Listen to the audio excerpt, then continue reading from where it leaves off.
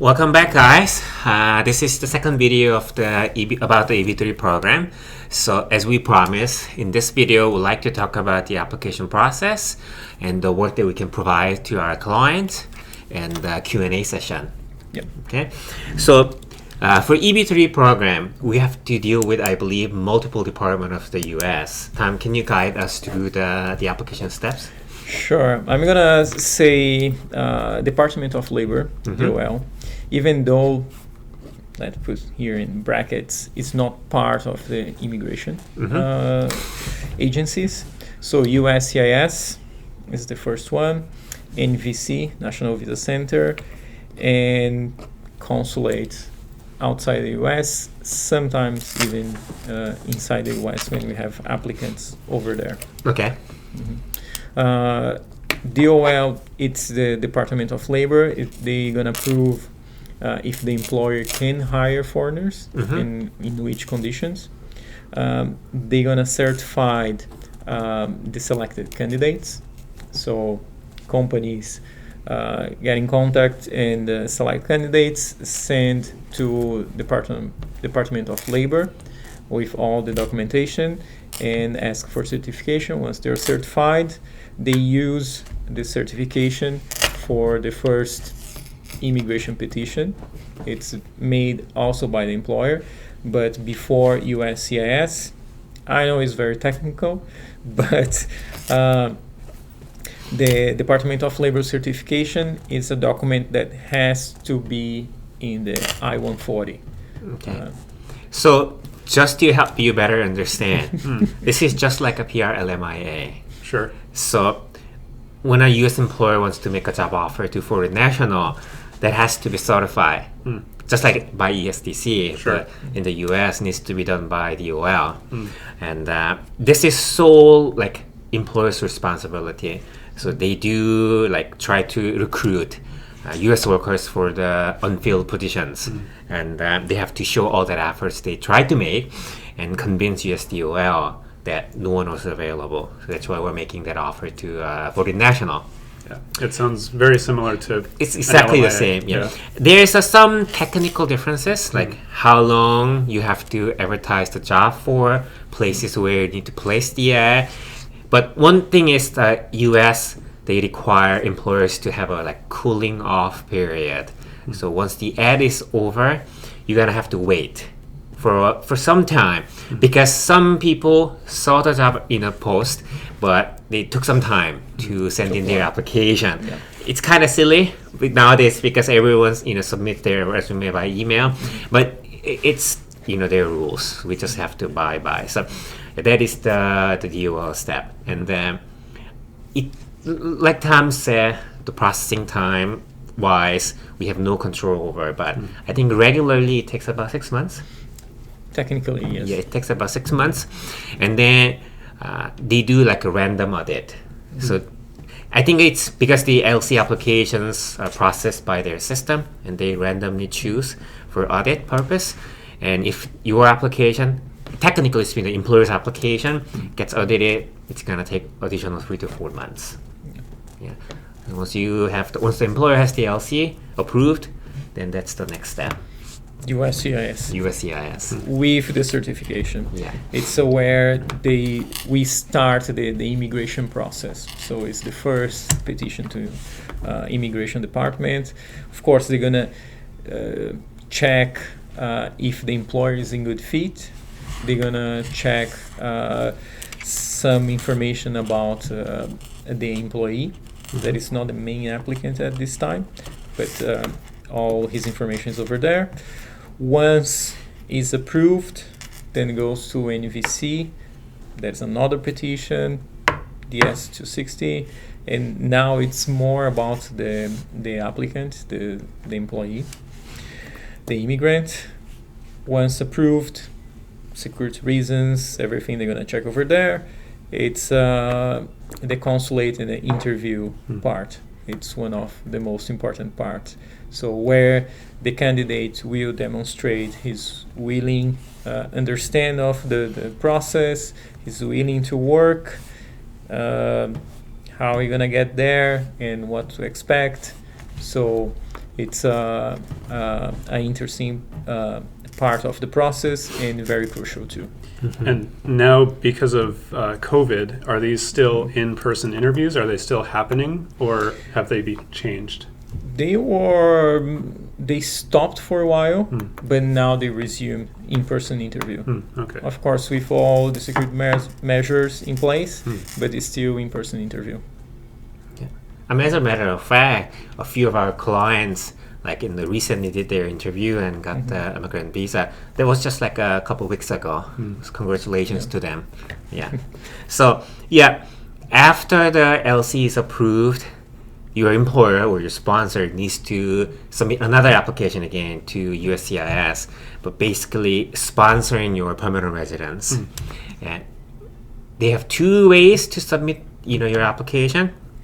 One is regular processing, and the other one is premium processing. If it goes under regular processing, the processing time, only God knows how long it takes, but the average is, they would say like 4.5 months to like 1 year. But sometimes we've seen cases that are taking longer than that. So that's why if some applicants prefer submitting the applications under premium processing, because then it's guaranteed that your application will be processed within 2 weeks. Of course, they don't promise the application is going to be approved or not. Sure. Just But a decision. yes, we will. Not even a decision, but they will still open your application and review it, because sometimes they might need more information Sure, too. yeah. So And they have to do that in 15 days. Otherwise, Yeah. they have to send the money back. yeah, That's a big difference between Canadian and American immigration, because Canadian immigration doesn't have distinct expedited Yeah. process.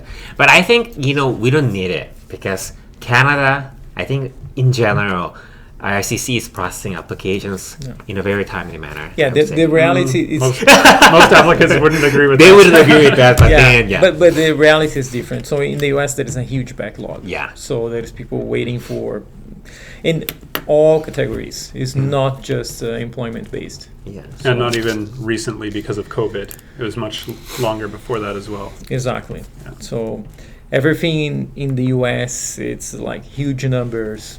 So Yeah. it's normal that if they don't have the personnel available to decide to process, start to get those backlogs. Yeah. So then USCIS makes a decision, and the I-140 petition is approved. So now Tom said the application goes to National Visa Center, but there's one clear difference between U.S. immigration and Canadian immigration, which is that in U.S. immigration you have a priority date, and depending on where you are from, you may need to wait for such a long time. Like they have something called visa available date. So if you're from, like, say, China or India, the visa availability is going to take like 10 years. Wow. Yeah. So I think Canada probably it does have a way to control intake of immigrants from a specific country. But it's not that clear. Not that clear. It's not official. And not that openly doing that either. Exactly. Or they may not actually doing it at all. I'm Yeah. not sure. Yeah. But whereas the US, they want to control this. So they actually post it to their website and shows you or tells you if you're from this kind of country or this country, you have to wait for this long. Yeah. So It's based in the number of applications they receive from that place. So Yeah. India and China, we understand because they have a huge population, so proportionally have more candidates. Yeah. But the third countries usually vary. Once was Mexico, afterwards Canada, Brazil, Korea. Korea. Yeah. I mean, the visa availability is basically they're saying current. So it means you don't need to wait for additional time. So once your I-140 is approved, then the embassy will start processing your visa application. Yeah, DS-260 stage. Yeah, and then finally the interview gets scheduled for you. If you're in like Canada, then your interview will be done in Canada. But as Tom mentioned, there's also process for people already in the U.S. with the legal status. So for those people, they don't have to travel to outside of the U.S. to get the interview done. They can actually do it within the U.S. Yeah. So the whole process, I mean, I would say really depending on where you're from too, but could take somewhere between like 2 and 3 years. Yeah. But if you're from like China or India, it could take over 10 years. Yeah. So patient game. But yeah, the main difference I think you has mentioned, it's like when in Canada we process the LMIA in the work permit, and later on, if the person qualifies PR, in the US it's like it happens all at once. Yeah. So Yeah. this is the reason the long time. So they in the US they're gonna go through details way more than in Canada, because in Canada, okay, they just gonna approve a temporary visa, a work permit, and in the US it's a permanent one. So it might be somewhat equivalent to somewhere between an LMIA plus a PNP application for PR. Yes, with Roughly the PR in the end. Yes. Yeah. Yeah. Yeah. But I mean, that's why I said this is sort of advantage / disadvantage. Like, if you are someone who's been working for a specific employer in Canada, I'm saying, and your application was getting sponsored by your employer, let's say like on the PNP, but then somehow something happened. Your relationship with your employer deteriorated, or the employer closed down. Then you're out of luck. Yeah. And then you find yourself in trouble and you don't know what to do, because you already invested so much money and time and doing everything in Canada, but now you have to go back. Whereas on the EB-3, you don't have to do it that way. Like, basically you will be keeping all the activities that you've been doing, whether study or working, while your immigration application is processed in the US. Right. You have the safety to continue your normal life, even if it takes a year or 10 years. You can still continue with your life as normal until you get PR. Correct. Yes. Yeah, and unfortunately, it sometimes happen in Canada that people arrive here, they don't adapt to the country, and they go back, or something happened, it's COVID, and they have to go back to their country. Then after they try to come back again to Canada, was not that easy. They didn't have any connection, or no. If you don't have the PR, you cannot come to Canada. So once in the US, you arrive with the green card, you can leave for a while and come back. Right? And it's a unconditional green card. Yeah. Unlike there's some condition attached to it. So you arrive as a there is no such term, but full landed immigrant status. So there's no obligation to actually work for a very long time for the employer sponsoring you. like legally speaking, there is none, obviously, but it's I think sort of sensitive part because employers or those U.S. companies taking their efforts to help you bring you here, but then like you end up working for them just for such a short period of time, or you never even show up. Obviously, but this is something that we cannot control. This is not we can control, but just to the answer, no condition. Yeah. Right. But the employer and worker have to sort of rely on each other to make it work for both of them. Yeah. The employer relies on the workers because they really need to. Yes. I mean, also, this can be like a stepping stone for them. Like, they just moved to a new country, their new home, and they don't really have any establishments in the U.S. So they may have some other goals in their life, but they can still have some job there and make some income, bring some income to the family, and take some time to settle in the U.S. and find what they want to do. Yeah, no, I think it takes away stress of newcomers, that this person doesn't have to go out and find a job, because it's sometimes a struggle. So they already have a job, and go on, work in that job, develop your confidence, and maybe later find other options. So it's not bad for someone that is new in the country, have some safety. Okay, I'm gonna have my income, I have my job, start to meet people, to have some social connection that it's important to. So Yeah, I guess in a way it's exactly the same as. See, there's some in the notification, but let's continue.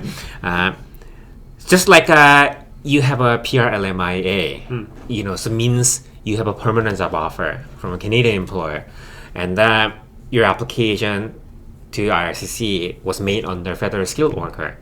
With that job offer, your application is approved, you come to Canada, but you don't really have a legal obligation to show for the work at for the Canadian employer. So it's exactly the same, but I think it is to their benefit to work. That's what I want to say too. Yeah. yes, but in the US there is another problem, because if you don't show up, it means that it could be interpreted as you lied on your application, because you promise in your application, or you're saying in your application you're going to work for the employer, and that could be a misrepresentation, could be interpreted as misrepresentation. Same for Canada. Similar to Canada Yeah. too. It's intention plays a part in the application. Exactly. So we prefer play it safe, don't left any room for those interpretations, because misrepresentation is very serious and could ban a person from the country. Yeah. So Okay then, Tom, let me ask you some questions that Okay. I frequently get. okay, But I think some if I know how to answer. Sure. I think some of the questions, it's just like unimaginable. Okay. So like, Most of them. but Scenarios. Yeah. So 5 years ago, like I overstayed on my B1. So I went to the US to visit my family, but I ended up staying there for more than what I was authorized to do. But this was like 5 years ago. Can I apply now? It's not answer yes or no, but of course it is very sensitive. So probably for us wouldn't work. But we work with lawyers in the US. We always consult them to check if there is a way to apply for a waiver or something. But most of the time, those have overstayed are not eligible for the position. But Okay. we check case by case. There is different situations. If there was we have to see what happened, how they entered the country, how long they stayed, if there was some persecution, if the government of the US tried to reach them, and everything plays a role. So we have to check case by case. Yeah. I think US takes it more seriously about any kind of like violation of rules related to immigration or whatever, and then it comes back as a consequence in your application way more seriously than I think Canadian immigration. So it's just always try to comply with all the rules. Always. Yeah. In Canada, in the US. I mean, in Canada too, Portugal, yes. in Yeah. Finland, whatever. Yeah. And so related to what we were talking, so many clients saying, "Oh, so I finally got my approval. Can I skip my work?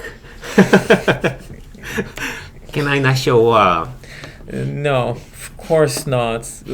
Because what we were talking before, that is the risk of misrepresentation, and that is the I wouldn't say the loyalty, but your moral obligation with the employer that invests some time, money to hire you was not a cheap or easy process. Then if if you're gonna work, please work.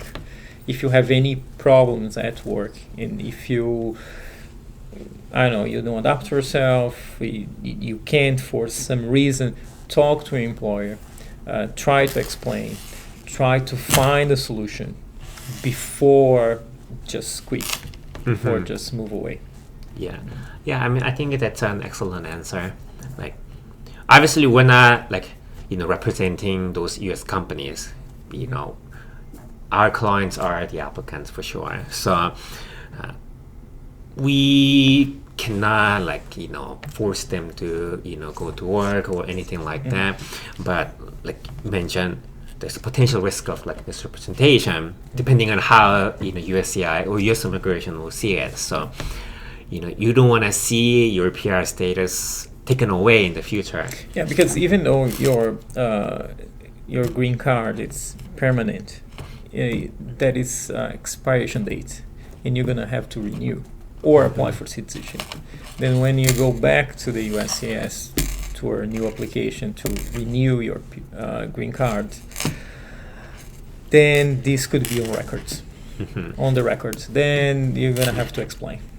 So I have sort of a follow-up to that. In Canada, if you're sponsored by a province through PNP, you are, of course, supposed to work in that province if you're nominated. Sometimes there's a problem if you arrive in Canada in a different province and then don't show any indication you're going to the You don't have a flight ticket. You don't have a flight ticket. Is there something similar in the U.S. where if the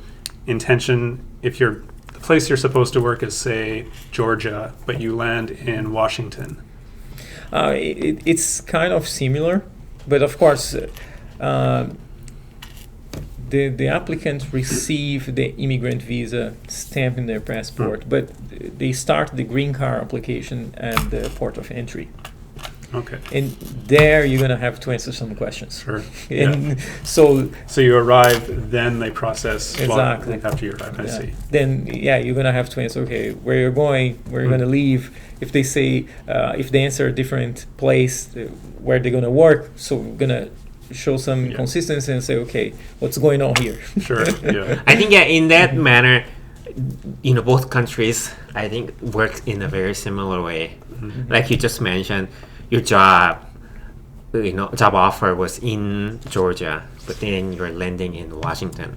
I'm sure they're gonna ask you questions. So your job is going to be in Georgia while you're landing in Washington. I mean, assuming you don't have a connecting flight. Sure. Yeah. So then you're gonna have to have wise answers. You cannot a good explanation. you cannot say, because my family lived there, so I'm going to live there.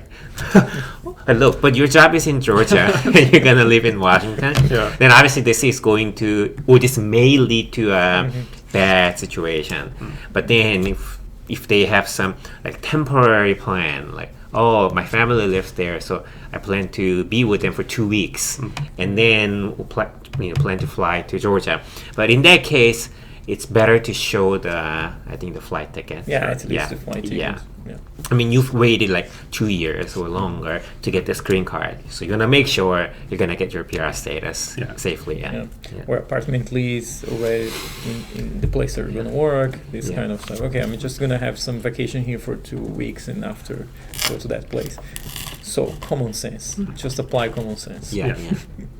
I mean, because this program has such a low bar, for the to apply for the program, so don't have many questions. These are basically pretty much all the questions that we get. So then, Tom, can you tell our viewers what services we can provide to our clients? Sure. We're gonna take a client and check all the eligibility.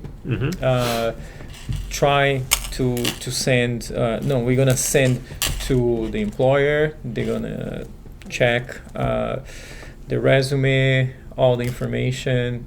So after I-140, then we're gonna help clients with the S-260. It's by the client. Then there is a form to fill, documents to send. We have to pay government fees at this stage too. And after that, clients are ready to go to interview. Okay. It's important step, as we mentioned before.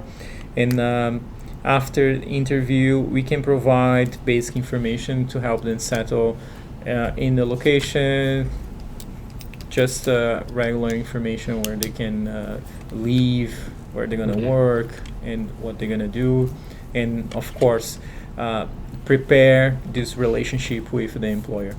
Okay. Okay, thank you for all the detailed information, Tom. And if you guys have any questions, just leave us a comment down below or send us an email at info@gbmimm.com, or the email address is showing here. And if you guys want to know more about the program, let us know. Thank you for watching, and see you next time. Okay, thank you. Thank you for watching our videos. If you have any questions or are having some trouble with your maintaining status in Canada, please email us at info@gbmimm.com. We'll get back to you and give you helpful advice. Thank you. Bye.